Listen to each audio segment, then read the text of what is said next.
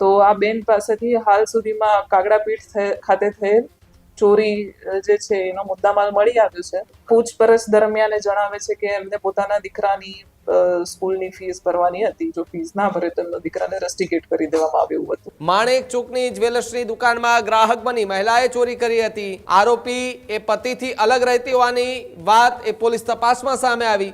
આરોપી પાસેથી અંદાજિત 2 લાખ રૂપિયાનો મુદ્દામાલ કબજે કરાયો છે. હજુ સુધી તમે અમારી ચેનલને સબસ્ક્રાઇબ નથી કરી તો અત્યારે જ ન્યૂઝરૂમ ગુજરાતને સબસ્ક્રાઇબ કરો, ફેસબુક અને ઇન્સ્ટાગ્રામ પર ફોલો કરો.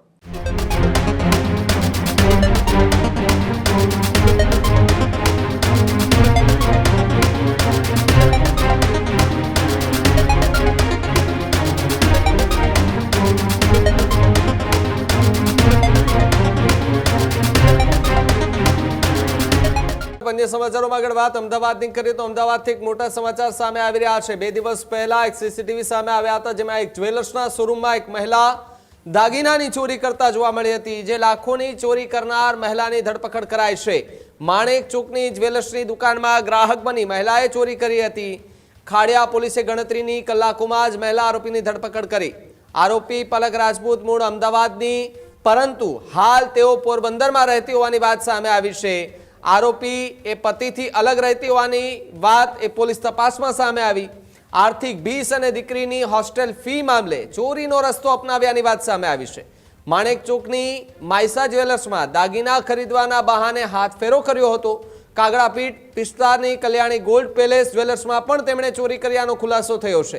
ત્યારે પોરબંદર ભાગે તે પહેલા જ આરોપીને ઝડપી લેવા માટે પોલીસને મોટી સફળતા મળી. આરોપી પાસેથી અંદાજિત 2 લાખ રૂપિયાનો મુદ્દામાલ કબજે કરાયો છે. જ્યારે પોલીસે ચોરીના દાગીના અને અન્ય પુરાવા જે છે તે પણ કબજે કર્યા. આરોપી વિરુદ્ધ અગાઉ મોબાઈલ ચોરીનો ગુનો પણ નોંધાયો છે તેવી પણ વાત બહાર આવી છે. સાથે જ મહિલા આરોપી અગાઉથી જ ગુનાહિત પ્રવૃત્તિમાં સંડોવાયેલી હોવાની આશંકા વ્યક્ત કરાઈ રહી છે. જો કે હવે એમની હિસ્ટ્રી જે છે તે કાઢવામાં આવી રહી છે કે આ મહિલાએ અત્યાર સુધી ક્યાં ક્યાં હાથ ફેરો કર્યો છે, કઈ કઈ દુકાનોમાં જઈને ક્યાંથી શું ચોરી કર્યું છે, ક્યાં વેચ્યું છે, એમની સાથે કોઈ છે કે કેમ, આખી ગેંગ કોઈ ચલાવે છે કે પછી એ મહિલા એકલી જ હતી કે લાખો રૂપિયાના દાગીના કેવી રીતે સેરવી લેવા. તમે જુઓ એ સીસીટીવી પણ તમને દેખાતા હતા કે જેની અંદર એ દુકાનદાર જે છે, જે શોરૂમની અંદર જે કામ કરનાર જે વેપારી છે, તેઓ એમને દાગીના બતાવી રહ્યા હતા. અચાનક જ એ મહિલા જે છે તેમણે એમને વાતોમાં ફસાવી.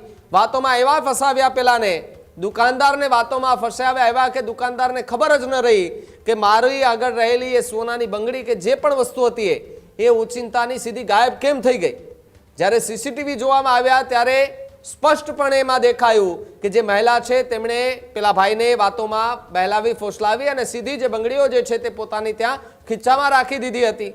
જોકે ઓડિયો સાથેના સીસીટીવી પણ સામે આવ્યા છે, જેમાં એ મહિલા એ ચર્ચાઓ કરે છે, વાતચીતમાં ફસાવાના પ્રયાસ કરે છે ને એ સફળ પણ થઈ જાય છે. ત્યારે એ પેલા સીસીટીવી પણ તમને બતાવવા છે કે જેની અંદર કયા પ્રકારની એ મહિલા જે છે તે દુકાનદાર સાથે વાતચીત કરતી હતી અને ત્યારબાદ એ પ્રતિક્રિયા પોલીસને સંભળાવી છે કે આખરે જે મહિલા છે એમની ધરપકડ કઈ જગ્યાએથી થઈ છે.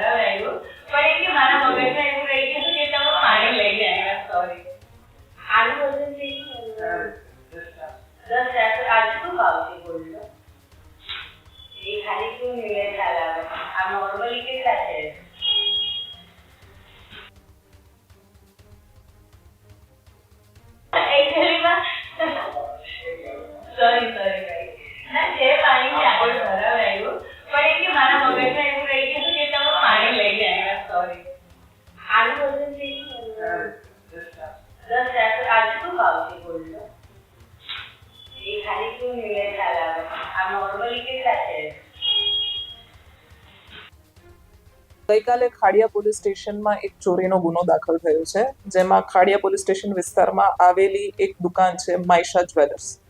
ત્યાં એક બેન જે છે એ સોનાના બંગડીઓની ખરીદી કરવા આવે છે અને સોનાની બંગડીઓ જોતા જોતા 2 જોડી બંગડીઓ એમણે પોતાની પાસે ચોરી છુપીથી લઈ લીધી, ચોરી કરી અને પછી જતા રહ્યા. એ પ્રકારનો બનાવ હતો. તો આ ઘટનાની જાણ જેવી સોનીને થઈ એવી તાત્કાલિક એણે પોલીસને જાણ કરી. સોની પાસે એના સીસીટીવી ફૂટેજ ને એ બધું પણ હતું, જેમાં બહેનનો ચહેરો સ્પષ્ટપણે દેખાતો હતો. એના આધારે પોલીસે આ બેનની તપાસ શરૂ કરી અને એ દરમિયાન આ ગણતરીના કલાકોમાં 24 કલાકની અંદર આ બેન જે છે એ પોલીસને મળી આવ્યા છે. અને એ દરમિયાન બેન પાસેથી પણ સોનાની જે બંગડીઓ છે એ રિકવર થઈ છે. અને એમની પૂછપરછ અને તપાસ કરતા એવું પણ જાણવા મળ્યું છે કે ગઈકાલે ખાડિયા પોલીસ સ્ટેશનમાં જે ચોરી કરી પોલીસ સ્ટેશન વિસ્તારમાં, એ ઉપરાંત એમણે કાગડાપીઠ પોલીસ સ્ટેશન વિસ્તારની પણ એક કલ્યાણી ગોલ્ડ પેલેસ નામની દુકાનમાંથી પણ સોનાની બંગડીની એક જોડીની ચોરી કરી હતી. તો આ બેન પાસેથી હાલ સુધીમાં કાગડાપીઠ ખાતે થયેલ ચોરી જે છે એનો મુદ્દામાલ મળી આવ્યો છે. અને એ દરમિયાન આ બેને જે ખાડિયા પોલીસ સ્ટેશન વિસ્તારની જે બંગડીઓ છે એને વેચવાનો પ્રયાસ કર્યો હતો. તો એની રિકવરી પણ હાલમાં ચાલુ છે. બેન નામ શું છે, ક્યાં રહે છે, કામ ધંધો શું કરે છે અને ચોરી પાછળનું કારણ શું છે? આરોપીનું નામ છે પલક, વાઇફ ઓફ કાર્તિક ભરતભાઈ રાજપૂત, અને એ હાલમાં પોરબંદર રહે છે અને પોતાની કપડાની ને એની દુકાન ચલાવે છે. અહીંયા શું કામ આવે? અહીંયા એમના પિયર પક્ષનું ઘર આવેલું છે. એમના માતા ભાઈ બધા અહીંયા રહે છે, એટલે અહીંયા આવતા હોય છે. અને એ આર્થિક સંકળામણમાં હતા. એમના પૂછપરછ દરમિયાન એ જણાવે છે કે એમને પોતાના દીકરાની સ્કૂલની ફીસ ભરવાની હતી. જો ફીસ ના ભરે તો એમના દીકરાને રસ્ટિકેટ કરી દેવામાં આવે એવું હતું. એટલે એમણે આર્થિક સંકળામણમાં પ્લસ એમની દુકાન ચાલે છે, એનું થોડુંક ભાડું પણ ભરવાની વ્યવસ્થા નહીં હોય, એટલે એમણે આ પગલું ભર્યું છે. આ બેને જેટલા પણ સોનાની ચોરી કરી છે તમામને રિકવર કરવાની હાલ કાર્યવાહી ચાલુમાં છે.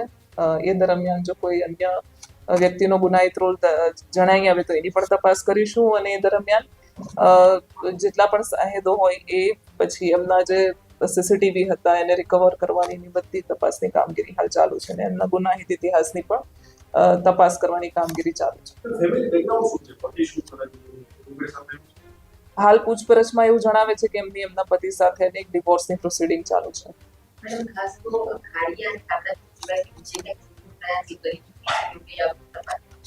અમે જેટલો એમનો ઇતિહાસ ચકાસ્યો એ પ્રમાણે કારંજ પોલીસ સ્ટેશનમાં એક મોબાઈલ ચોરીનો ગુનો એમની વિરુદ્ધ દાખલ થયો છે.